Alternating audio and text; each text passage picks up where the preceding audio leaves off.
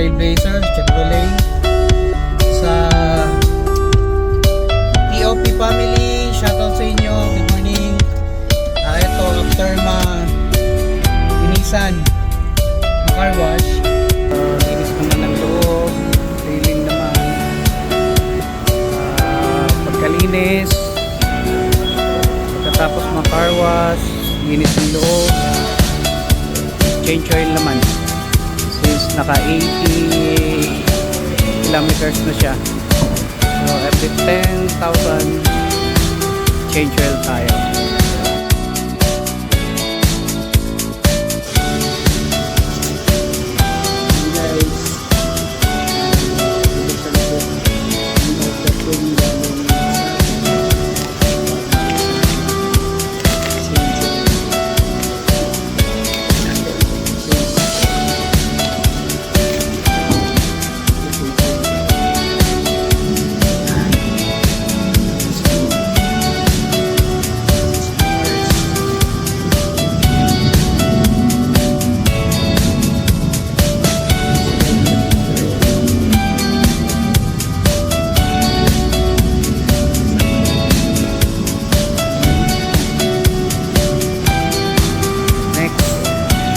Change oil naman.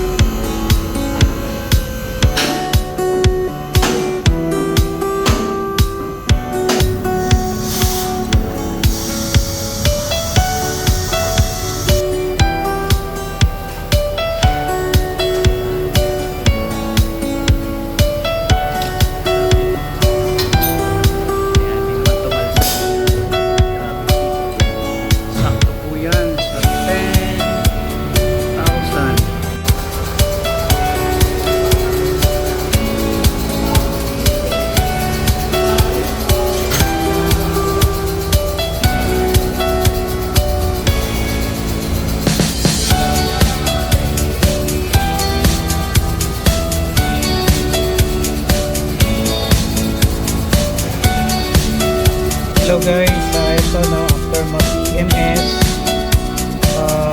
nalinisan yung sasakyan, lahat sa loob, at ito nagpa-change oil. Ito yung madalas naming nire-remind, especially sa POP family, no? Sa Trailblazer owners. After ma-change oil, tutuan tayo ng susi, at ito yung sinasabing 1, 2, 3, 4, 5 on, off, 1, 2, 3, 4, 5 on, off, then 1, 2, 3, 4, 5 start engine. Okay, 1, 2, 3, 4, 5. Pero ito yung pinakatalagang number niya. On, 1, 2, 3, 4, 5, then off,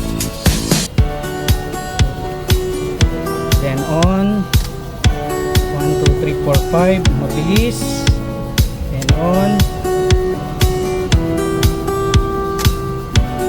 then start.